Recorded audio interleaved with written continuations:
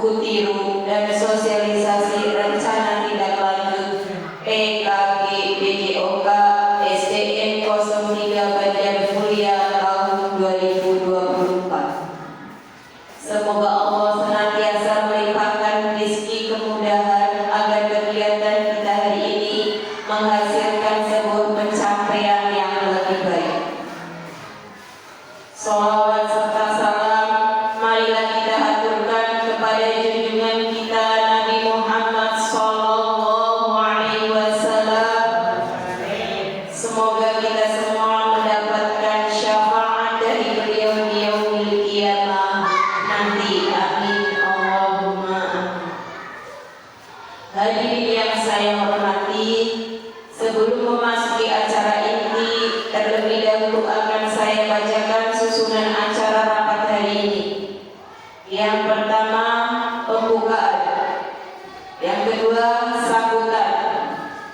Tiga, pembahasan program rencana tindak lanjut diseminasi PKG PJOK tahun 2024. Acara yang keempat, doa. Dan acara yang kelima yaitu penutup. Hadirin sekalian, acara pertama adalah pembukaan. Marilah kita buka acara pagi hari ini dengan bacaan surat Al-Fatihah. Semoga acara ini dapat berjalan dengan lancar serta mendapat ridha Allah Subhanahu wa taala. Al-Fatihah. Bismillahirrahmanirrahim. Alhamdulillahirabbil alamin arrahmanir rahim maliki yaumiddin. Iyyaka na'budu wa iyyaka nasta'in. Ihdinas siratal mustaqim. Siratal ladzina an'amta 'alaihim ghairil maghdubi 'alaihim waladdallin. Terima kasih.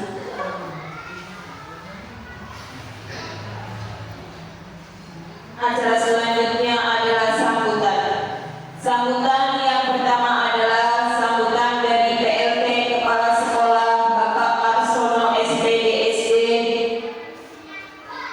Kepadanya kami silakan.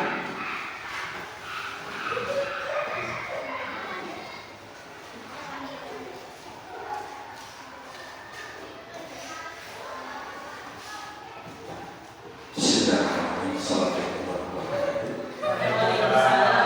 wabarakatuh. Salam sejahtera semuanya.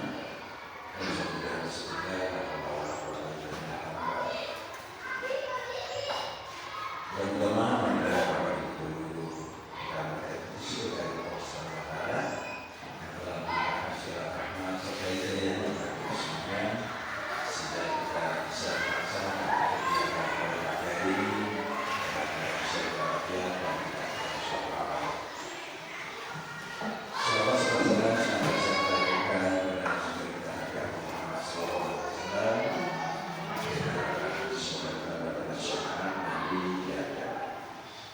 Bapak Ibu, dalam meningkatkan dan bisa meningkatkan kemajuan pendidikan Indonesia, itu penting beberapa hal. Pemerintah yang lainnya adalah pengembangan inovasi pembelajaran dalam kurikulum pendidikan, di mana usaha pendidikan ini dilakukan melalui diklat-diklat, webinar dan sebagainya. Di antaranya adalah diklat BJOK yang kemarin sudah dilakukan dilaksanakan oleh Bapak Ginanjar Adat Mokor SPD. Dalam diklat itu diwajibkan untuk melakukan tindak lanjut penindasan kepada kelompok belajar di sekolahnya masing-masing. Itu Bapak sekalian dimohon dukungannya, kemudian bantuannya, kemudian juga menyerah apa yang akan disampaikan Bapak Ginanjar dan Bapak nanti, kemudian di sana pada putra-putri dunia baik ditetapkan dalam bidang apapun, antara yang bisa disesuaikan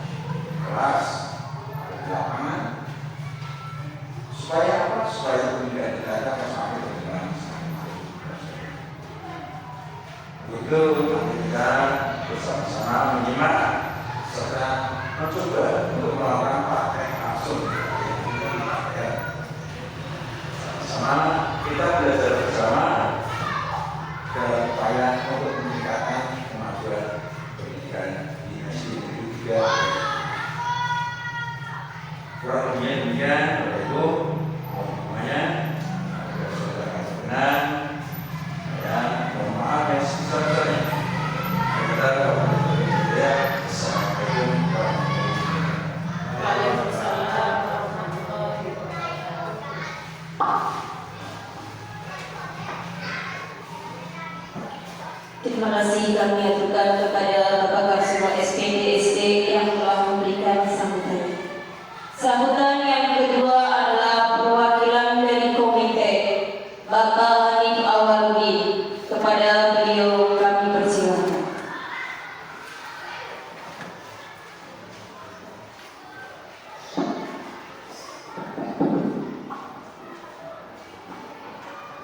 Assalamualaikum warahmatullahi wabarakatuh. Kepada yang terhormat Bapak Kepala Sekolah SDN Negeri Banjarnegara Bapak Sono, kemudian yang terhormat Bapak Ibu Guru SDN Negeri 3 Banjarnegara, kemudian operator dan juga penjaga sekolah SDN Negeri 3 Banjarnegara. Bapak Ibu yang saya hormati, hari ini Bapak Ginanjar Adian Moko SPD akan memberikan paparan materi yang kemarin diklat ya Pak. Diklat. Kemudian hari ini memaparkan hasil diklat yang nanti disampaikan oleh Bapak Ginanjar Adian Moko untuk Bapak Ibu kami. Kami dari komite sekolah mendukung adanya kegiatan ini. Mudah-mudahan kegiatan ini bisa bermanfaat bagi kita semua. Mungkin barangkali dari Bapak Ginanjar Adian Moko memohon bantuan untuk kegiatan ini berkaitan dengan wali murid sebagainya. Kami mendukung apabila membutuhkan dari pihak komite, kami mendukung kegiatan ini. Mudah-mudahan kegiatan ini berjalan dengan lancar tanpa halangan apapun. Kira-kira dari saya dari komite sekolah. Terima kasih. Wassalamualaikum warahmatullahi wabarakatuh.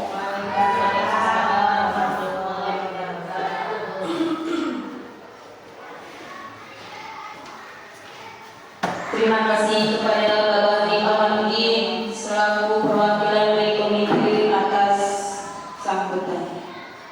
Acara selanjutnya yaitu acara inti, yaitu pemaparan rencana tindak lanjut dari diseminasi PKG PJOK tahun 2024 oleh Bapak Ginanjar Adian Moko SPD. Kepada beliau dipersilakan. Assalamualaikum warahmatullahi wabarakatuh.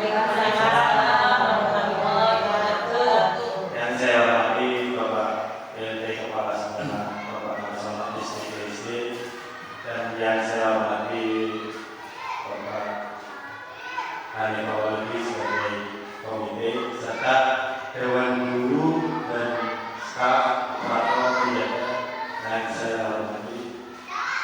Sedikit saya memaparkan tentang rencana tindak lanjut yang saya ambil dengan judul Ayo Bermain Permainan Tradisional.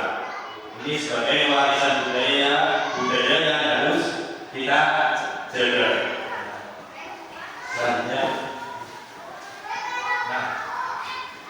latar belakang. Tentunya ada latar belakang kenapa saya mengambil judul ini. Bisa Pak Guru dan Guru baca di sini. Peserta didik memerlukan permainan yang bisa mereka mainkan setiap harinya. Namanya anak-anak ya Pak. Di sekolah setiap jam istirahat berlangsung, tidak semua peserta didik dapat menggunakan lapangan bermain. Dikarenakan masih didominasi oleh peserta didik yang sering memainkan permainan sepak bola karena mudah dimainkan, hanya membeli alat seperti bola plastik dan itu bisa dimainkan. Nah, di sini sebagai peserta didik yang lain juga ingin melakukan permainan di lapangan ketika jam istirahat. Nah, SD 03 sendiri memiliki lahan yang cukup luas untuk melakukan kegiatan permainan tradisional itu. Peserta didik memiliki antusias bergerak yang cukup besar, perlu wadah untuk meluangkan energi mereka melalui permainan tradisional yang saya ambil, yaitu gobak sodor dan egrang. Diharapkan peserta didik bisa melakukan kegiatan permainan tradisional secara berkelanjutan, artinya bisa digelarkan ke kelas selanjutnya dan terampil program pendukung yang dilakukan secara berkelanjutan.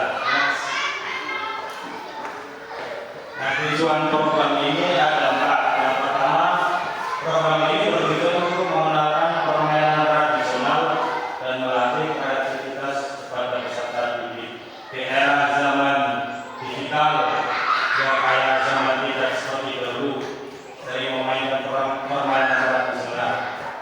Nah, di sini programnya tujuannya untuk mengenalkan permainan tradisional itu. Yang kedua, program ini dapat menjadi media pembelajaran yang menyenangkan dan interaktif yang dapat meningkatkan keterlibatan dan motivasi peserta didik serta melestarikan nilai-nilai budaya. Karena di dalam pembelajaran ini gobak sodor itu masuk ke dalam materi dan materinya mengenai gerak lokomotor itu sendiri. Yang ketiga, melalui permainan tradisional, peserta didik dapat belajar tentang kerjasama, strategi, sportivitas, serta pengetahuan antar mata pelajaran. Di sini antar mata pelajaran itu sendiri bisa menyangkutkan dengan mata pelajaran semisal seni budaya, ada nggih Pak Bu. Terus matematika itu sendiri untuk mengukur lapangannya, siswa jadi tahu, peserta jadi tahu. Terus ada nilai pendidikan Pancasila itu sendiri ya. Yang keempat, permainan tradisional ini juga dapat menjadi sarana untuk mengembangkan keterampilan motorik dan kognitif peserta didik. Next, selanjutnya. Nah, di sini ada capaian, langkah-langkah dan hasil yang diharapkan untuk tiap tujuan. Capaian yang pertama, mengenalkan permainan tradisional dan melatih kreativitas kepada peserta didik. Aksinya, saya memanggil peserta didik mendesain dan juga memecahkan masalah dalam proses pembuatan lapangan dan alat peraga permainan tradisional. Kalau pembuatan lapangannya itu gobak sodor, terus alat peraganya itu tadi egrang. Nanti saya ambil dari batok kelapa. Nah, terus mengadakan sesi pengumpulan ide-ide kreatif dari anak dan evaluasi ide. Ide-ide itu bisa diambil dari, tapi pengecatan lapangan itu nggak mesti tengahnya kosong, bisa dikasih gambar apapun itu, nanti bisa ide-ide dari peserta didik. Terus pencapaiannya, pencapaiannya observasi proses kreatif peserta didik menunjukkan ide-ide kreatif. Terus refleksi atau muhasabah atau penilaian diri. Peserta didik menunjukkan peningkatan dalam keterampilan problem solving. Terus yang kedua, capaian 2, media pembelajaran yang menyenangkan dan interaktif yang dapat meningkatkan keterlibatan dan motivasi peserta didik serta melestarikan nilai-nilai budaya. Aksinya, peserta didik mampu melestarikan nilai-nilai budaya daerah Terus peserta didik mengenal dan mampu menjaga serta merawat permainan tradisional agar tidak punah. Indikator ketercapaiannya, peserta didik mampu mengetahui asal permainan tradisional itu sendiri, itu dari mana dan dari mana, beda-beda kan ya permainan tradisional. Terus peserta didik mampu mengetahui nama dan cara membuat lapangan, terus alat peraga permainan tradisional. Yang ketiga, melalui permainan tradisional, peserta didik dapat belajar tentang kerjasama, strategi, dan sportivitas serta pengetahuan antar mata pelajaran. Di sini lokasinya peserta didik mampu bekerja sama, mengatur strategi dalam permainannya, dan berperilaku sportif. Terus menggabungkan materi PJOK, seni budaya, pendidikan Pancasila, dan matematika. Peserta didik menyusun laporan proyek yang mencakup aspek-aspek dari berbagai mata pelajaran. Jadi indikator ketercapaiannya, peserta didik dalam proyek ini menunjukkan sikap kerjasama, mengatur strategi, dan sportivitas. Terus laporan proyek ini menunjukkan integrasi pengetahuan yang baik. Capaian keempat, mengembangkan keterampilan motorik dan kognitif peserta didik. Peserta didik berpartisipasi dalam aktivitas fisik dengan memainkan permainan tradisional itu sendiri. Terus mengadakan latihan fisik rutin menggunakan permainan tradisional. Indikator ketercapaiannya, penilaian kebugaran fisik peserta didik meningkat. Terus observasi keterampilan motorik dan kognitif peserta didik menunjukkan pengembangan positif. Nah, di sini ada struktur programnya dan mitra dalam komunitas belajarnya yang terlibat. Nah, skala program ini mencakup peserta didik di kelas 3, tentunya di kelasnya Bu Oki. Nah, dengan jumlah total populasi 29 siswa. Program berlangsung selama 3 minggu dengan kegiatan utama dilaksanakan setiap hari Kamis, tentunya karena dari Kamis ini jadwalnya kelas 3. Penguatan programnya ada ruangan dan waktu pelaksanaan. Ruangan itu lapangan sekolah dan ruang kelas untuk kegiatan perancangan dan pembuatan. Terus waktu pelaksanaannya minggu pertama saya menganalisis aset yang dimiliki sekolah itu apa saja. Terus bertukar pikir dengan Bapak Ibu, dengan rekan sejawat. Minggu kedua pembuatan garis dengan warna yang menarik. Terus pembuatan alat peraga itu tadi egrang dengan patok kelapa. Minggu ketiganya saya akan publikasi ke media teknologi. Kebetulan di Sinabika Belajar Mulia itu kan memiliki media Instagram deh, Pak Bu. Nanti bisa saya share ke situ atau dalam YouTube. Terus mitra dalam komunitas belajarnya ada guru PJOK, guru kelas 3, guru kelas 4, guru kelas 6, serta penjaga dan staf. Di sini saya melibatkan semuanya. Yang pertama, guru PJOK itu memimpin aktivitas fisik dan memastikan aspek kebugarannya. Guru kelas 3 tentang pendidikan Pancasilanya, membantu siswa dalam memberikan informasi terkait nilai-nilai Pancasilanya. Yang keempat, guru kelas 4 seni budaya dan keterampilan, menyediakan pengetahuan tentang bahan dan prinsip ilmiahnya. Guru kelas 6 tentang matematika, mengintegrasikan konsep pengukuran lapangan itu sendiri. Jadi kan lapangan ini dibuat dengan ukuran, jadi bisa saya meminta bantuan guru kelas 6 untuk mengaturnya gitu.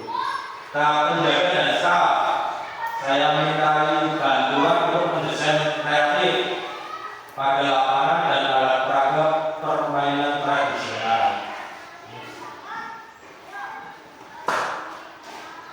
Selanjutnya ada pernyataan tentang kapasitas yang dimiliki kelas atau sekolah. Di sini ada aset politik. Aset politik ini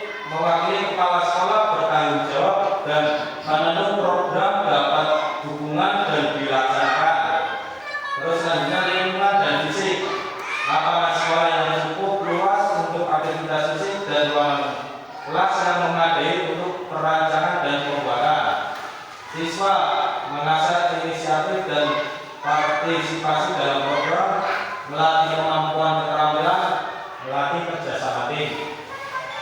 Terus SDM sumber daya manusia itu sendiri diambil dari guru-guru yang berkompeten dan antusias dalam mengintegrasikan berbagai mata pelajaran dalam proyek ini. Terus bahannya bisa diambil dari bahan lokal yang mudah didapat seperti bahan kelapa tadi, terus tali, kuas, dan cat. Terus komunitas itu dukungan dari orang tua dan masyarakat setempat yang berpengalaman dan dalam pembuatan lapangan serta alat perangkat permainan tradisional. Terus akhirnya medianya itu muncul dalam sekolah sebagai alat informasi terkait pengalaman permainan tradisional.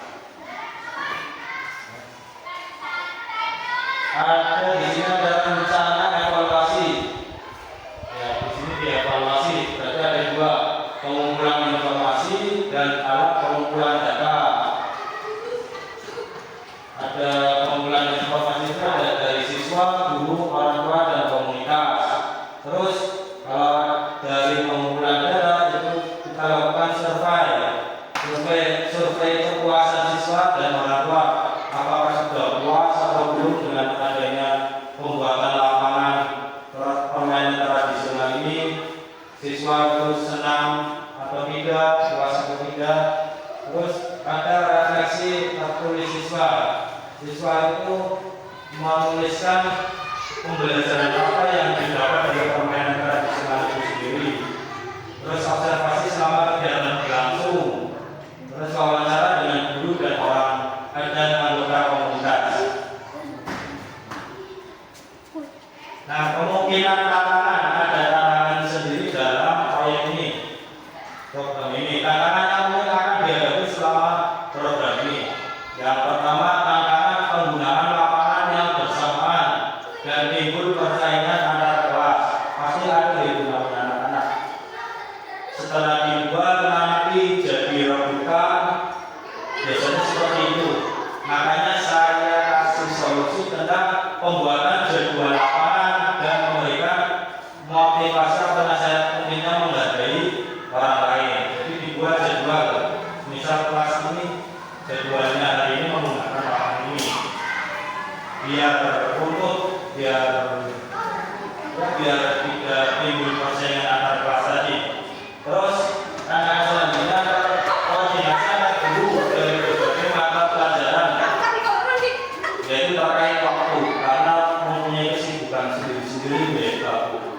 Nah, solusinya saya mengadakan pertemuan rutin untuk memastikan kolaborasi berjalan secara lancar dan semua guru memahami peran mereka. Nah, dengan adanya program ini, semoga bisa menjadi pengalaman bekerja di peserta didik yang berharga dan menyenangkan, serta bagi pihak sekolah bisa memperkuat kolaborasi antar teman sejawat. Nah, sekian, terima kasih dari saya. Apabila ada pertanyaan atau penguatan, monggo dipersilakan.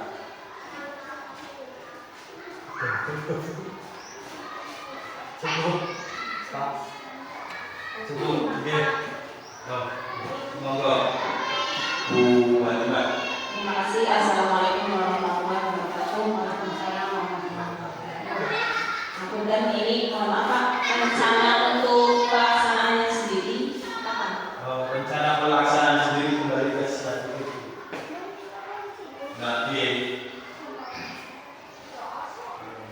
terus.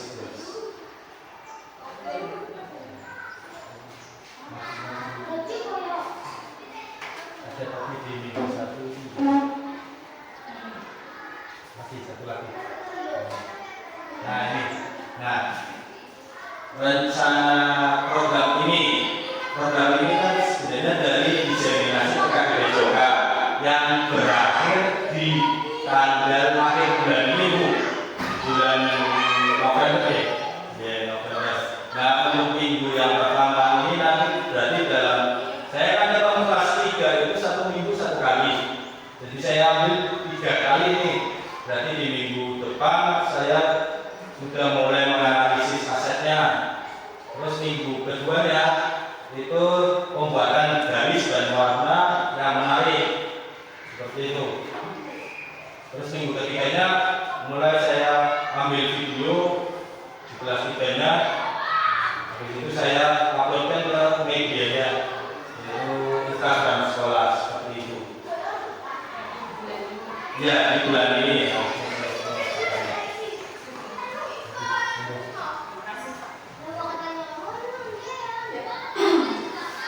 Assalamualaikum warahmatullahi wabarakatuh. Saya ingin menanyakan kira-kira efek positif apa yang didapat dari program ini? Terima kasih. Efek apa jenjang gitu? Efek positif apa yang didapat dari program ini? Tentunya bagi peserta didik dan bagi pihak sekolah. Yang pertama peserta didik itu yang pertama melatih kerjasama, karena pembuatan itu kita bimbing, tapi yang melaksanakan peserta didik, bukan kita yang melaksanakan, tapi peserta didik kita hanya sebagai pembimbing aja, mengarahkan aja. Ide kreatif itu semuanya dari siswa, dibantu sama kami staf dan moderator yang saya beri tugas. Terus untuk pihak sekolah tentunya ada manfaatnya. Yang pertama tadi karena ada kolaborasi saya mengambil dari guru kelas 3, guru kelas 4, guru kelas 6, penjaga dan staf. Tentunya di situ ada kolaborasi. Ya, di situ antara guru, penjaga dan staf berkolaborasi. Seperti itu saya.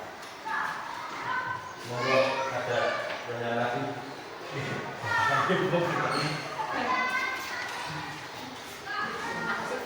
Assalamualaikum warahmatullahi wabarakatuh. Waalaikumsalam warahmatullahi wabarakatuh. Kegiatan ini kan diadakan tahun ini, apakah nanti tahun berikutnya dilaksanakan lagi apa enggak? Program ini berjalan di tahun ini. Kalau tahun depannya bisa dilaksanakan lagi Pak, karena program ini berkelanjutan ya Pak. Setelah tadi mungkin setelah kita cek lapangan dan tadi pembuatan ekran patok untuk tahun-tahun ke depannya bisa digunakan untuk tadi kelasnya seperti itu Pak. Atau tadi ketika setnya sudah luntur kita bisa program lagi untuk pengecekan lagi atau gambarnya mau diganti, gambar tengahnya ketika gambar itu kan tengahnya ada yang kosong tuh bisa diganti seperti itu Pak. Tetap berjalan terus kan. Ada yang mau bertanya lagi untuk pertanyaan? Ya, cukup ya. Sekian dari saya. Apabila ada kata yang salah, mohon maaf. Assalamualaikum warahmatullahi wabarakatuh. Waalaikumsalam warahmatullahi wabarakatuh. Demikian pemaparan rencana tindak lanjut dari diseminasi PKG PTOK tahun 2024 oleh Bapak Kinanjar Atian Moko SPD. Kepada beliau kami beri aplaus. Semoga. Untuk acara selanjutnya yaitu sesi doa dan penutup. Sebelum kita menutup acara rapat hari ini, marilah kita berdoa agar semua keputusan yang telah disepakati dapat memberi manfaat bagi kita semua. Doa ini akan dipimpin oleh Ibu Septian Husnul Khotimah SPD. Kepada beliau kami persilakan. Terima kasih atas waktunya. Mari kita berdoa bersama-sama. Bismillahirrahmanirrahim. Alhamdulillahirabbil alamin. Hamdan yuwafi ni'mahu ya rabbana wa lakal hamdu wa lakal syukru. Allahumma shalli ala Muhammadin fil awwalin wal akhirin. Subhanakallahumma wa bihamdika asyhadu an la ilaha